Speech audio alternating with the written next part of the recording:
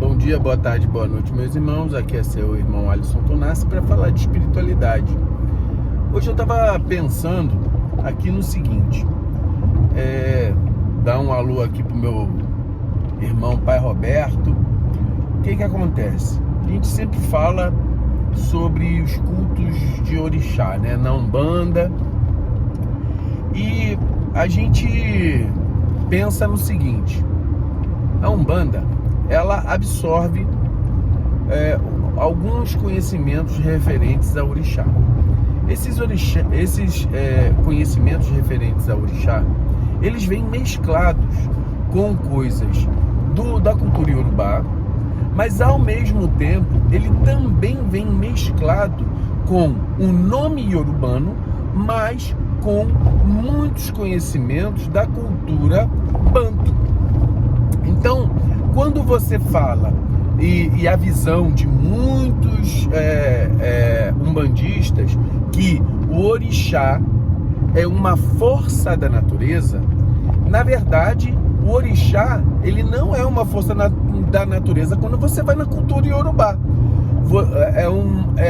Essa percepção é uma percepção da cultura banto. O orixá, força da natureza, são os inquice. Então, o que acontece? Muitas forças, né, que funcionam dentro da cultura banto, elas foram absorvidas, mescladas com os nomes iorubanos, e a gente cultua essa coisa, essa energia, essa força dentro da Umbanda. Muitos vão sincretizar ali com os santos católicos, que também não tem problema nenhum. Isso aí, o importante aqui, porque a Umbanda, ela não tem uma carta magna. A Umbanda, ela é feita de cultos, de pessoas, de grupamentos, seja elas segmentos, né? Existe a Umbanda branca, a Umbanda do Saraceni, Umbanda esotérica, e a grande maioria é o terreiro lá, com a sua forma, o seu pai de santo de ver as coisas, a espiritualidade que orienta ele, e a sua forma de cultuar. Isso dá certo? Dá certo. Muitas vezes a pessoa adquire aquela ritualística, ela recebe aquela ritualística, mas muitas vezes ela não consegue entender muito bem como acontece. É por isso que a gente vai vendo muitas pessoas da Umbanda antigamente, elas eram encaminhadas para o espiritismo, porque o espiritismo tinha a forma do espiritismo de explicar algumas questões. Mas era o espiritismo explicando a Umbanda. Então, por isso que adentrou muito a questão do espiritismo na Umbanda. Mas existe hoje uma forma de conhecer mais aprofundadamente a cultura base. Por exemplo, a cultura iorubana, ela tem ali o corpo literário de Ifá, que é claro que existem muitas famílias e muitas formas de cultuar também, até dentro da cultura iorubana. Mas o fato é o seguinte: existe um método de culto. O iorubá, ele vê o orixá como alguém que encarnou e se divinizou. Os seres espirituais que nunca encarnaram, eles não são tidos como orixá, eles são tidos como irumolés, são energias do próprio Criador que nunca vieram à Terra. Então, o orixá em si, ele é um ser divinizado, é um humano que se divinizou. Então é importante que, como o iorubano, e dentro da cultura que eu tenho estudado de Ifá, eles observam desta forma. Aí vamos para a Umbanda, que não enxerga assim. Existe uma mescla de conhecimentos dentro da Umbanda entre a própria nomenclatura iorubana e a forma de culto banto. E aí você pergunta, poxa, mas aí tem orixá de cabeça. Para o iorubano não existe esse negócio de orixá de cabeça. O orixá da cabeça é o próprio orixá ori. É o ori que faz com que você tenha afinidade com qualquer outro orixá.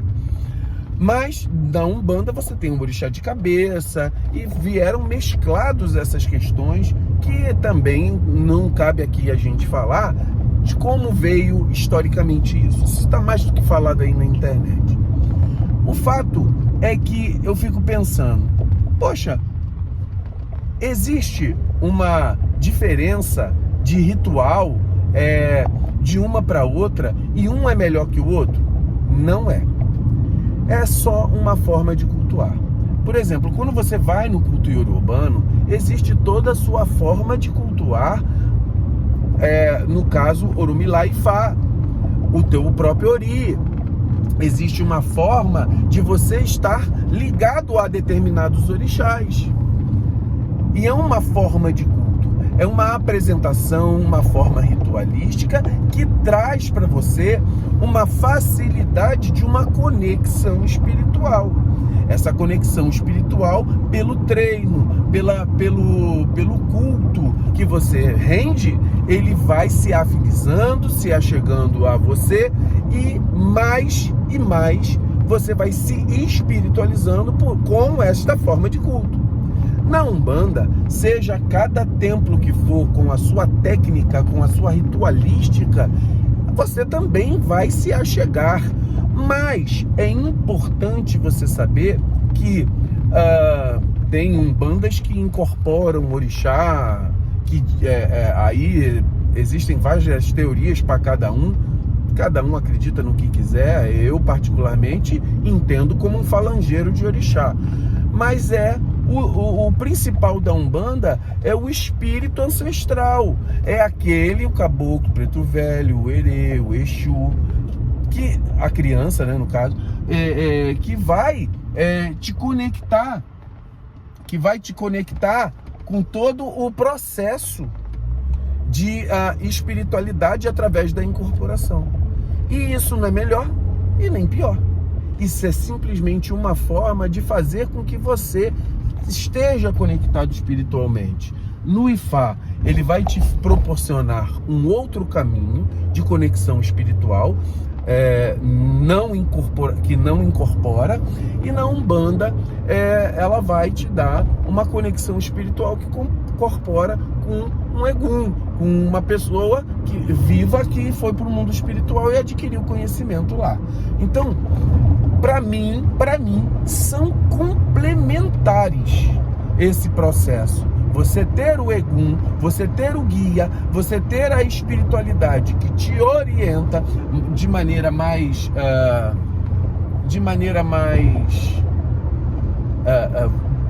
próxima, no sentido de vocal, né, de ter um guia incorporado que abre a boca e fala com você, é muito interessante.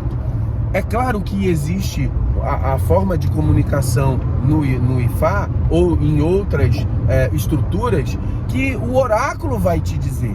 O oráculo te dizendo a informação, e aqui eu vou falar sobre, até agora, em que eu estou estudando sobre o Ifá, então, ou o Xexé, Lagbá, são coisas que a gente vai absorvendo e começando a entender a característica do culto para que esse culto penetre na tua intimidade. E com essa intimidade você começa a ter um contato maior, por exemplo, com um assentamento de Ifá, um assentamento para Orumilá e Ifá.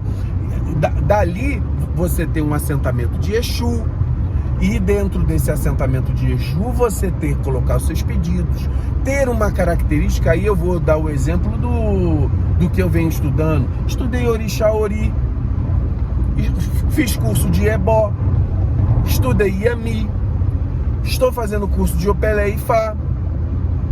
Então, tudo isso vai trazendo uma intimidade com o culto. Falta muita coisa, eu só sou um iniciado, mas são coisas que a gente vai observando.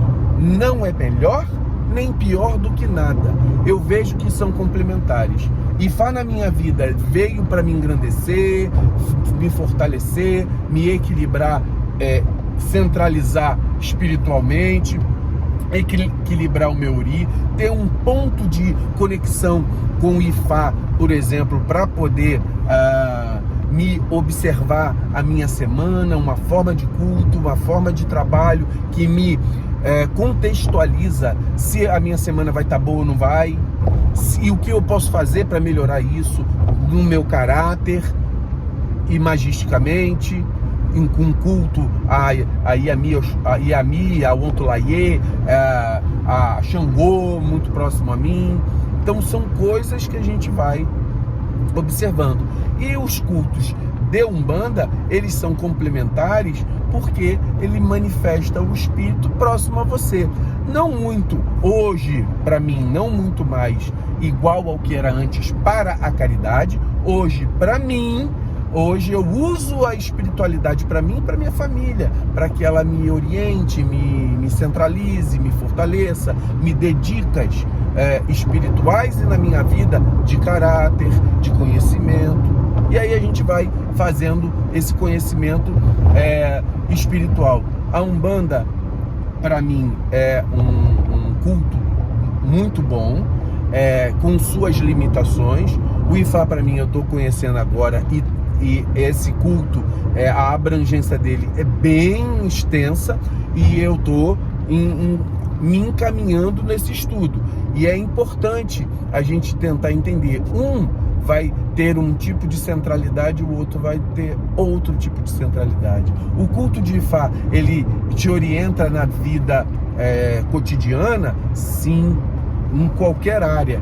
Na parte do dinheiro, na parte financeira, na parte de trabalho, na parte de relações com as pessoas, na parte das relações espirituais no mundo espiritual, só que com uma característica mais ampla que te mostra outras formas de compreensão para que você tente resolver seus problemas da tua vida cotidiana. A Umbanda, ela está mais integrada ao outro, à caridade e a centralidade com a pessoa, mas através da incorporação. Para mim, é apenas um complemento, nenhuma é melhor do que a outra. Eu acho que o melhor é que você tenha o conhecimento completo de cada uma, completo entre aspas, né? Um conhecimento mais abrangente de cada uma e utilize naquilo que for mais lógico, mais pertinente para aquele momento. Então tem coisas que eu uso da Umbanda, tem coisas que eu uso do Ifá. Eu tenho as minhas obrigações, que para mim não é uma obrigação, é um prazer sentir a presença de Orixá e de Ifá na minha vida, e também é um prazer estar perto de seres espirituais que passaram aqui pela Terra, eguns com grande capacidade de conhecimento que se achegam perto de mim. Então é um prazer, não é uma obrigação. E cada uma a seu momento. Então você faz uma no momento, outra no outro momento, e a tua vida se complementa. É como se você tivesse, olha, existem períodos de descanso, existem momentos com a família e existe momentos de trabalho. Todos eles é a tua vida, mas existem momentos para cada um. E não adianta você trabalhar no momento que é para descansar, não adianta descansar no momento que é para trabalhar. Então, na vida espiritual também é assim, a gente complementa um com o outro. Muito axé.